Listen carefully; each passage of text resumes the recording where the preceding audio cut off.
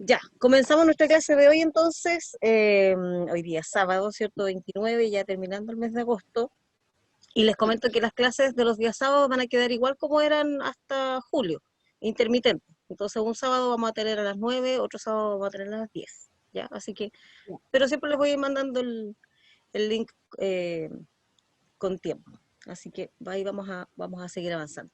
Vamos a revisar entonces el último texto que nos queda del ensayo. Y lo más probable, yo les decía que puede que de los mismos textos que tengamos en el libro o ver otro, vamos a tratar de trabajar la modalidad de ensayo para que los podamos ir revisando durante las clases. Entonces, puedo preparar un mini ensayo, se los envío por el grupo, ustedes le echan una miradita, no es necesario que lo hagan completo, pero le echan una miradita para que tengan una idea y en las clases los vamos analizando. Esa yo creo que va a ser una modalidad buena para que podamos ir avanzando de aquí a que tengan los exámenes, ¿ya? Bien, entonces, sé como un muerto.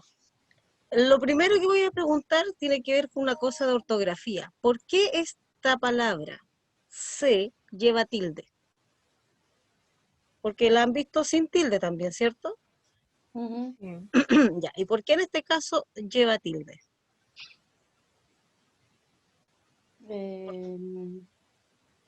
Sé como un muerto.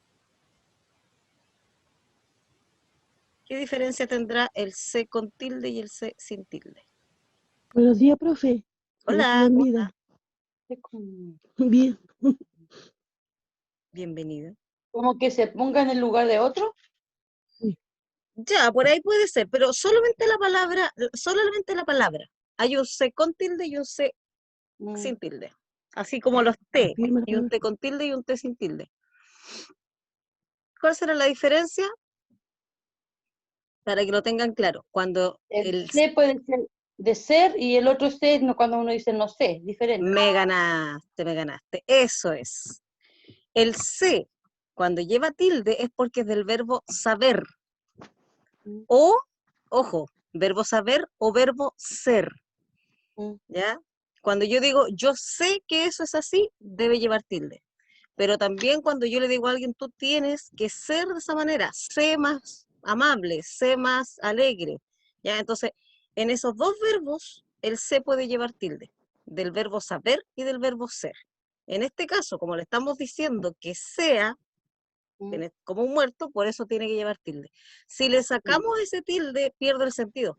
Miren, traten de sacarle el tilde a la palabra y ya no le doy la misma connotación, ¿ya? Porque es como dijera, no sé, se escondió, se fue, porque ya pasa a ser otro tipo de palabra, ¿ya? Ya no deja de ser verbo si le sacamos el tilde. Bien, haciendo ese paréntesis, ¿cierto? Vamos al texto en sí. Sé como un muerto. Era un venerable maestro. En sus ojos había un reconfortante destello de paz permanente. Solo tenía un discípulo, al que paulatinamente iba impartiendo la enseñanza mística. El cielo se había teñido de una hermosa tonalidad naranja-oro, cuando el maestro se dirigió al discípulo y le ordenó: querido mío, mi muy querido, acércate al cementerio y, una vez allí, con toda la fuerza de tus pulmones, comienza a gritar a toda clase de halagos a los muertos. Perdón, comienza a gritar toda clase de halagos a los muertos. El discípulo caminó hasta un cementerio cercano. El silencio era sobrecogedor. Quebró la apacible atmósfera del lugar, gritando toda clase de elogios a los muertos. Después regresó junto a su maestro. ¿Qué te respondieron los muertos?, preguntó el maestro. Nada dijeron.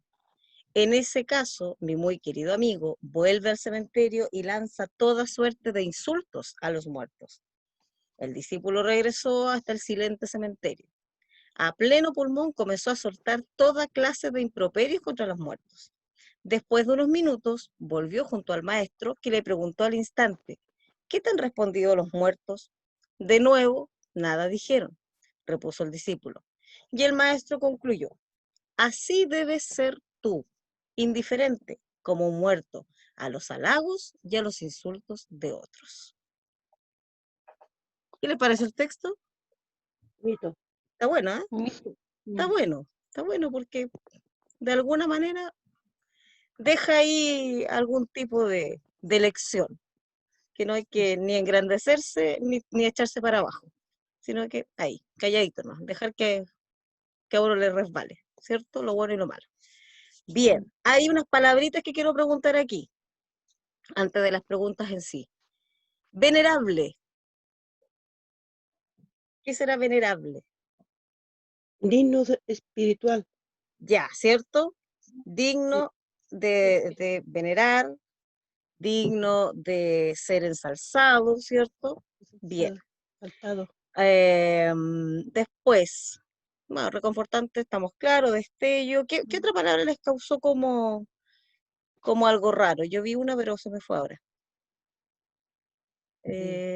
Bueno, halagos, sabemos que los halagos, ¿cierto? Tiene que ver con cosas bonitas, palabras bonitas que uno le dice a otras, ¿cierto? Alabanzas. Y los elogios también serían sinónimos de halagos.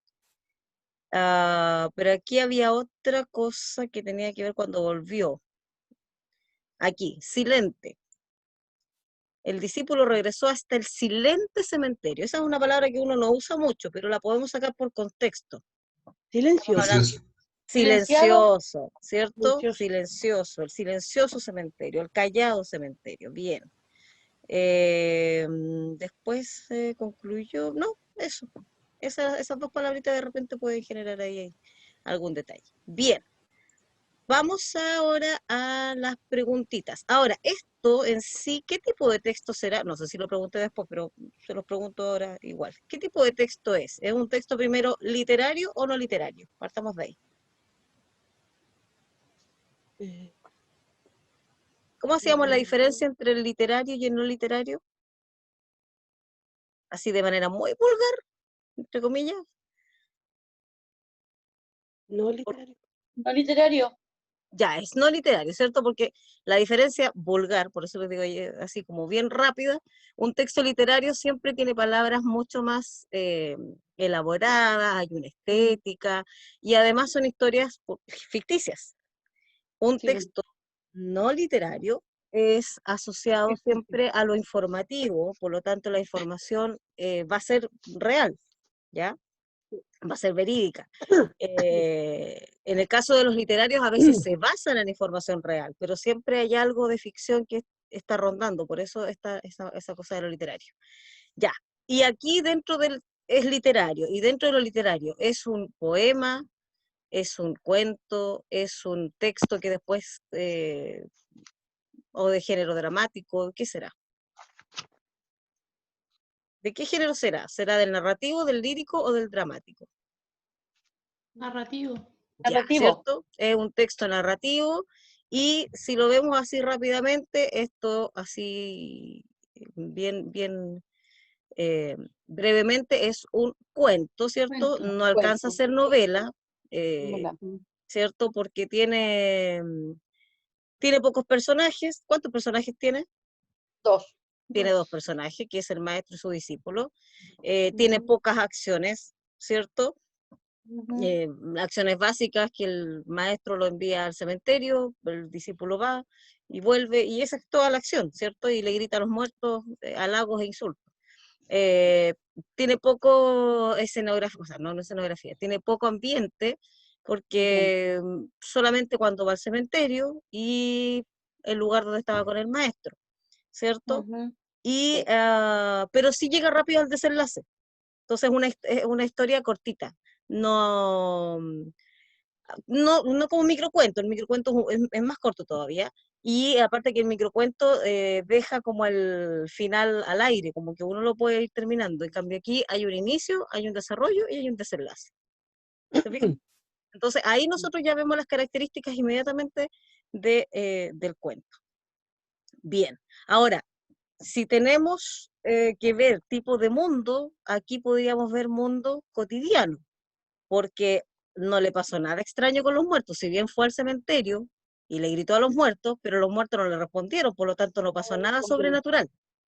Si los muertos a lo mejor lo hubiesen respondido, ya pasamos a mundo fantástico, ¿se fijan? Pero aquí como no pasó nada, es una persona que le dice a otra que anda al cementerio y que grita. Eso pudiese pasar en el mundo cotidiano, así que dejémoslo ahí. Bien, tiempo no tenemos porque no sabemos cuándo. No dice en un día de otoño, día de invierno, en verano, hace mucho tiempo, no dice nada. Así que el tiempo aquí está como atemporal. Bien, ¿qué intencionalidad entonces, sabiendo todo esto que es un cuento y todo lo demás, qué intencionalidad tendrá este texto? Lo dijimos un poco cuando terminamos de leerlo. Mostrar la sabiduría del maestro, resaltar la obediencia del discípulo ante la inusual petición, indicar lo que se debe hacer en un cementerio o dejar una enseñanza. ¿Qué creen ustedes? Para mí dejar una enseñanza ¿Y cuál podría ser esa enseñanza? de que no tiene que ser porque, a ver, ¿cómo lo explico? Como una persona que no está ni ahí que lo insulten o que lo halaguen, como Ya, que es ¿cierto? indiferente a las acciones, ¿sí? Ya, y un poco la enseñanza está acá, donde dice el maestro concluyó. Así debe ser tú, indiferente a los halagos y a los insultos de otros. Entonces, claro, ¿cuál Sí. debería ser la enseñanza? Eso, que uno debería ser indiferente como un muerto, ¿cierto? En este caso, por el resultado, tanto a los halagos como a los insultos. No quiere decir que a lo mejor yo no me ponga alegre si me hacen un halago, o que me entristezca si de repente me tiran un insulto. Pero en el fondo, la enseñanza o la idea es que no, como decimos en chileno, que no pesque nomás. Si me Claro. halagan, bien, qué bueno, súper, pero no me voy a Que no me engrandecer. halagan tampoco, claro. Claro. Pero si me insultan, tampoco me voy a echar a morir, Claro. ¿cierto? Ni me voy a deprimir, ni nada. Así que dejarlo ahí nomás. Es Bien, como ser neutro en las dos situaciones. claro, neutro. Bien. ¿Cómo se presenta al maestro, al interior del texto? ¿Cómo se presenta al maestro al interior del texto? Como un hombre muy sabio. Ya. ¿Y dónde puedo sacar eso? ¿En qué parte del texto puedo sacar eso? A ver. Arriba. Al final, pues cuando dice, así debes ser tú, indiferente con un muerto, como los muertos, con los halagos y los insultos. Ya. ¿Y dónde más? Porque claro, él saca esa conclusión, ¿cierto? ¿Dónde más? Era un venerable maestro. Aquí arriba, Era ¿cierto? Ya desde arriba empiezan a un describirlo sabio. que no era un maestro, como decimos en Chile, chanta, Chanta. ¿cierto? No, porque él era sabio, dice que había un destello de paz permanente, ¿cierto? Le enseñaba su mística y todo lo demás. Bien, bien. Después, ¿cuál fue la reflexión que hizo el maestro después de la acción realizada por el discípulo? No racionar ante ningún tipo de comentario. Comentario. Ya. ¿Y cuál era el distractor más fácil? No reaccionar ante los Sin halagos. razón. Ya, ¿cierto? Claro, a lo mejor alguno en la lectura rápida pudo haber puesto eso, pero la conclusión era que no reaccionara ni ante los halagos ni tampoco ante los insultos. Entonces, por eso este era un distractor y por eso acá sí Era la esto B. contiene las dos cosas. Ningún comentario, ¿Lo ves? ni bueno ni malo, Sí. Sí, ¿cierto? sí, la Bien, B, sí. súper bien. Después, ¿cómo fue la actitud del discípulo ante la petición del maestro? Obediencia ciega ante lo dicho por el maestro. Ya, ¿cierto? Sí. Claro, a lo mejor puede haberse extrañado, pero lo hizo, no se quedó con la extrañeza, ¿cierto? A lo mejor él iba impaciente, pero eso no lo hacen notar en el, digamos, en el texto, porque fue. Indiferencia jamás, porque fue. Por lo tanto, todo me Sí, lleva a que hay una obediencia ciega, ¿cierto? ciega. Bien, súper bien. Después, ¿cómo era el ambiente psicológico al interior del relato? Tranquilidad por la petición y por lo que sucedería.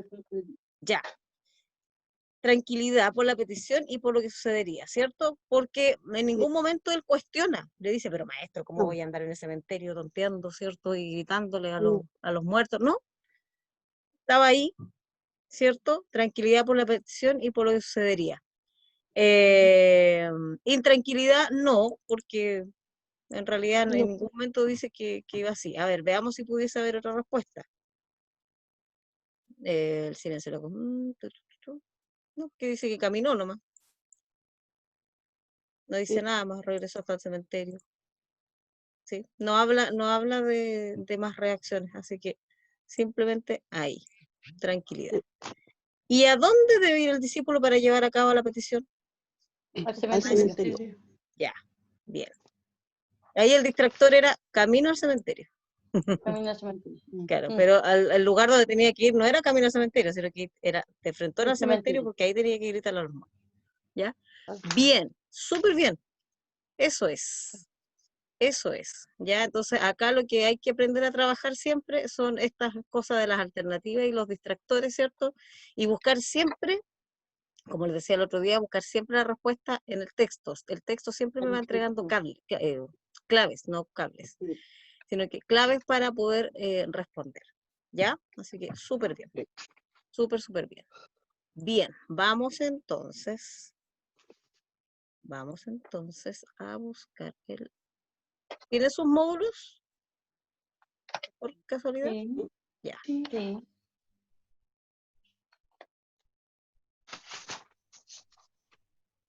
Nosotros quedamos en el 3, en el 4, ya no me acuerdo. El 3 lo hicimos, ¿cierto? Tres. Pero lo terminamos. No, pero no alcanzamos. Terminar parece, profe. No, parece que quedaban unas cositas. Sí. Quedaban unas cosillas. A ver.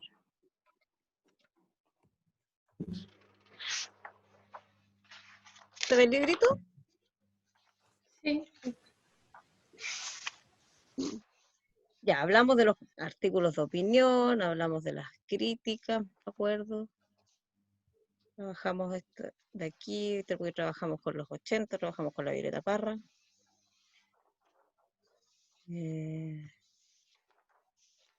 Eso lo hicimos. Hasta la Violeta vimos, parece. Hasta la Sí. Violeta mismo. La Violeta parece que es su profe. Ya, Que no tengo ninguna otra raya más para atrás. ninguna otra raya más, ya. Está muy bien eso. Si no hay más rayas, porque hasta ahí llegamos. Muy bien. Ya, miren, vamos a reforzar un poquitito para que puedan seguir haciendo más rayitas en el libro. Vamos a reforzar precisamente las estrategias de comprensión lectora, lo que estábamos hablando recién, ¿cierto? De lo que estábamos haciendo en el libro, en el ensayo, perdón. Entonces vamos a la página 27 del texto 3. Y dice, para saber hay que leer, estrategias de comprensión lectora. Para mejorar la comprensión lectora, dice, la primera recomendación es leer continuamente, ya sean textos cortos o novelas de nuestro agrado, pero siempre estar en contacto con la actividad de leer. Entonces, la primera recomendación, para no estar, ¿cierto?, quedándonos de repente un poco pegados en la lectura, ¿cierto?, cuando estamos con los textitos, empezar siempre a leer, lo que sea, cortito.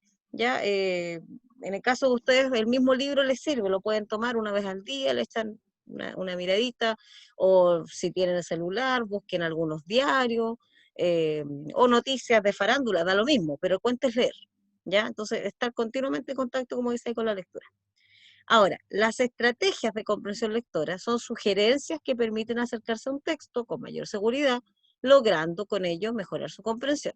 Y aquí enumeran algunas. Primero dice, realizar predicciones sobre el contenido del texto, las cuales, una vez leído, se puede comprobar si fueron acertadas o no. Ya, ¿se han fijado que cuando nosotros empezamos a leer, siempre, o generalmente a veces analizamos el título? Entonces, y de repente yo les digo, ¿de qué se tratará? ¿Qué será esto? ¿Qué nos dirá? Y después vemos si es que se cumple o no se cumple. ¿Se fijan? Entonces, siempre también ver qué me sugiere el título, hacer algunas predicciones y después ver si eso se cumple o no. Segundo, dice, enumerar los párrafos para determinar las ideas presentes en el texto. Ya, en algún momento les mencioné que cada párrafo, porque si bien hay una idea general del texto, cada párrafo me habla acerca de esa idea central o tema. Entonces, si yo no tengo claridad, porque no es necesario ponerle el número al ladito, pero si me cuesta de repente distinguir un párrafo de otro, es bueno ponerle el numerito al lado y así es más fácil después encontrar, ¿cierto?, las respuestas. Considerar el vocabulario del texto, es decir, ¿Conozco todas las palabras que aparecen en él? Si no es así, entonces atribuir los significados de acuerdo con el contexto donde se encuentran. Ya, esto lo hemos hecho siempre. En cada texto que nosotros analizamos, yo, independiente si viene o no viene la pregunta hecha, siempre vamos viendo alguna palabrita que me vaya a ayudar, ¿cierto?, a ir desenredando lo complejo que pueda tener el texto, ¿cierto? Y muchas veces no tenemos el diccionario al lado, por lo tanto las vamos sacando por contexto, ¿ya? Y eso es bueno aprender o acostumbrarse a hacer. Después, obviamente, si tenemos la duda, verificar en el diccionario el significado de las palabras que no se conocen. Y cuando manejamos el significado, volver a leer el párrafo, ¿cierto? Para ver si calza o no calza. Entonces, en el fondo, esto es como la 3, la 4 y la 5, es como un solo paso, ¿ya? Porque tiene que ver con las palabras. O sea, si la puedo sacar con contexto, si igual me queda la duda, la verifico y después veo si calza con lo que estoy leyendo. Aquí, lo que decía su compañera, subrayar ideas que parezcan importantes, ¿cierto? Eso es bueno, siempre es una de las buenas estrategias, es ir subrayando, ya sea una palabra, una idea completa, si no quiero subrayar entero, a lo mejor hacer un asterisco desde donde yo creo que empieza hasta donde yo creo que termina lo importante, pero en el fondo marcar. Marcar, ¿por qué? Porque cuando yo tengo textos, sobre todo que son extensos, después se me va donde estaba la idea que yo decía que era importante. En cambio, si la dejo marcada, obviamente va a estar ahí y va a ser un indicador para que yo recuerde que ahí algo pasaba. Y una vez que tengo eso, realizar una segunda lectura, ¿ya? Entonces esto es como, casi como medio de, como las misas, ¿cierto? Primera y segunda lectura. Hay la primera lectura que uno hace, generalmente, cuando son textos relativamente breves, por decirlo así, porque en el caso de una novela, sí, uno la puede leer las veces que quiera, pero obviamente esto va a costar más. Pero los textos como los que manejamos nosotros, la idea es leerlos, ojalá de a una, ¿cierto? Por eso yo les digo, echen una miradita, véanlo y tengan una idea primero. Y la segunda lectura ya es una lectura más analítica, ¿ya? Es una lectura en donde uno va haciendo esta cosa de ir viendo qué idea se queda, o qué me dice, o qué podría ser. Entonces siempre la idea de la primera lectura es para encontrar el tema, el de qué se trata. Y después vamos haciendo esta segunda lectura ya más analítica, ¿ya? Bien. Bueno, vamos a formar grupo, que ya lo tienen listo, ¿cierto? Ya están en grupo. Y vamos a leer el siguiente texto que dice, el mall, la catedral del consumo. ¿Ya? Claro que ahora están vacíos los malls. Así que, nada que hacer. Pero para que recordemos que existen los malls, vamos a leer esto. Esto es de un señor que se llama Tomás Mulián. Ya, esto fue escrito ya hace rato. Pero fíjense que a pesar de que, como lo hemos visto en todos estos textos, si bien son textos que ya llevan bastante tiempo, se hacen bastante vigentes todavía. Nosotros nos hemos dado cuenta que a pesar de que han pasado algunos años, lo vimos con la cosa de los mineros, pero todavía hay cosas que siguen vigentes, ¿ya? Entonces vamos a ver qué pasa aquí con esto. Dice, el mall, la catedral del consumo. Ya, partiendo con la misma estrategia que estábamos hablando recién. ¿Por qué dirá la catedral del consumo? Porque Todos van ahí, ese lugar. es un lugar donde todos van. Ya, es un lugar donde todos van, ya, pero el concepto de catedral, Porque de los Porque locales comerciales son los más grandes. ya, porque ahí, amplio. ya, por ahí poder apuntar. Vamos a ver, a lo mejor tiene que ver con otra cuestión que no hay que ver, pero por ahí podría estar esta cosa de la catedral. Ya, este es un pedacito nomás, después ustedes si quieren el texto completo lo pueden buscar en PDF, o se los puedo enviar si quieren. Es un texto bastante fácil de lectura rápida. Dice, es seguro que muchos lectores habrán vivido la experiencia de caminar en el interior de un mall. Cada vez que lo hago, siento esa sensación, la de estar en el interior de un laberinto. Nunca he entendido por qué se me produce esa experiencia de perder el rumbo, de quedarme sin referencias, de estar cegado y no poder encontrar la puerta de salida. Quizás sea porque el mall parece ser un mundo de variedad casi sin límites, pero en el fondo es el lugar de la repetición, donde todo se parece y es difícil por ello encontrar los puntos cardinales. Como se ha dicho, el mall y los créditos masivos son los dos principales dispositivos de facilitación del consumo. Entre las múltiples significaciones de mall, hay una que enfatizaré aquí: el mall como incitador del deseo.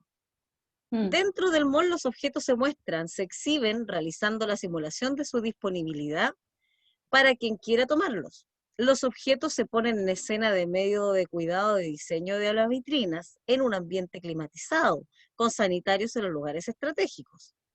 El lugar está concebido para erotizar. Los objetos se insinúan, se ofrecen, parecen cobrar movimiento y vida. El espectáculo de la muchedumbre agitada, con los ojos brillantes por el juego de procesar posibilidades, opera como incitador, presiona a los clientes vacilantes. Estos, después de múltiples vueltas innecesarias, terminan por comprar lo menos pensado, pero algo siempre compran para sentirse en condiciones de finalizar el rito. En el interior de ese espacio se produce el contagio de comprar. Casi todos sienten la necesidad de estar siguiendo una corriente irresistible. Los mall pertenecen al orden de los simulacros, producen la idea de un paraíso generalizado de consumo. No obstante, todos aquellos que compran a crédito, después del placer instantáneo conseguido con la credencial de cliente confiable, deben enfrentar el sacrificio y muchas veces el purgatorio de los pagos mensuales. Además, el mall es un lugar de olvido donde por un instante uno sueña que es rico. ¿Se fijan? Hasta ahí, porque después ya viene la fuente y todo. Bien, como nos queda poquito tiempo, vamos a conversar el texto, no necesariamente, porque las preguntas, a ver cuántas vienen aquí. Sí, son hartas preguntas, así que vamos a conversarlo primero y después ustedes van a responder y el miércoles analizamos ahí las respuestas. Lo primero, ¿qué les pareció el texto? Interesante. Ya, interesante, ¿cierto? Se cumple lo que decíamos al principio, esta cosa de la catedral, porque es como más grande. Sí. Ya, ¿por qué es más grande? Y porque generalmente cuando uno habla de catedrales, las catedrales están asociadas a algún tipo de religión. Puede ser la religión que sea, pero siempre a religiones, y donde va más masivamente o donde se produce lo más importante dentro de esas religiones, ¿cierto?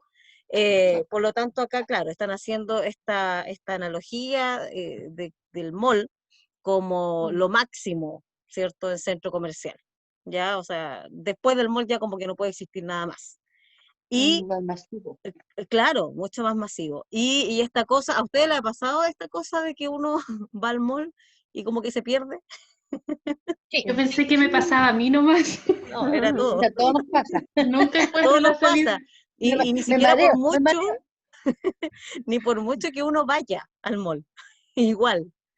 Igual. Yo pensando aquí sobre todo en el mall del Trébol, porque el de Concepción es como bastante básico, como que uno da la vuelta y sería, El ¿no? del Ahí uno no Trébol se es más pierde. grande. Pero en El del el del Trébol es Trébol grande. sí uno se pierde. Sí, uno como que Sí. llegó a un lugar y, ay, pero se tenía que ir al otro, y voy como dice ahí, como un laberinto. ¿Ya? Y todo está, como dice ahí, todo está estratégicamente puesto. O sea, los baños están donde están porque después uno va, ¿cierto?, a otros sectores y se encuentra con la necesidad que a lo mejor no tenía idea al principio de entrar al mall. ¿Ya? Entonces, esta cosa, como dice aquí, es así. Ahora, esto Yo que odio ir al dice, mall. Yo odio ir al mall. Yo no sí, voy al mall. A mí sí, tampoco me gusta. sí. Yo Aparte, voy lo justo y necesario nomás. Sí. No, yo y es no. cansador. Tengo que ir solamente cuando mis hijos me piden que quieren ir al cine y para mí es un calvario. Sí, pues. Oh, Sí. Sí. Es No, un y a calvario. mí me gusta ir al cine, yo debo reconocer. Yo ahora, o sea, no es que he sufrido ni nada, pero sí echo de menos, porque nosotros nos mandamos maratones con mi hijo en el sí, cine. sí, igual voy Pero a eso, eso. pero como puntual. Claro, algo así puntual que Cuando voy, voy a pero cuando no. voy a médico tengo que ir al mall, pero Claro, claro. Entonces, claro, y si no como horas puntuales, porque hay horas en que sí, es apestoso estar en el mall. Mucha gente. sí, se enferma uno y Entonces, sale con... Yo me mando en la cabeza después cuando voy al mall, tantas es que luces, la uno calor, termina tanta súper gente. cansado, muerto, uno Sí, termina muerto. sí, Termina Ay, más cansada que ir a caminar al centro a pagar las cosas. sí, sí. sí, definitivamente. Definitivamente. Ahora, esto que dice, el lugar está concebido para erotizar. Miren el concepto que utilizan. El lugar está concebido para erotizar. O sea, Erotiza al lado para Porque comprar. uno se entusiasma Claro. viendo cosas y comprando algunas cosas. entonces miren lo que, y cómo trata después los objetos. Los objetos, dice, se insinúan, se ofrecen, parecen cobrar movimiento y vida. O sea, yo siempre se ríen conmigo porque ya, pues si obviamente uno igual es consumista, entonces de repente digo, pero si mira, si la cartera me miró y me decía, llévame, o los zapatos, lo que sea. Entonces, pero es verdad, es un poco lo que dice Muliana ahí, porque los Sí. objetos se insinúan. Es imposible que uno vea una vitrina fome o fea o que no llame la atención, porque están hechos, o sea, y por eso que hay personas específicas y especialistas en cómo poner las cosas, o sea, las cosas tienen que ir a un lugar específico y de una manera específica, porque de esa manera llama la atención, si no, no la van a llamar, ¿se fijan? Y los mismos maniquí, y los colores, o sea, hay todo un juego, como dice ahí, de movimiento y vida, o sea, como dice, se insinúa, se ofrece, parece cobrar movimiento y vida.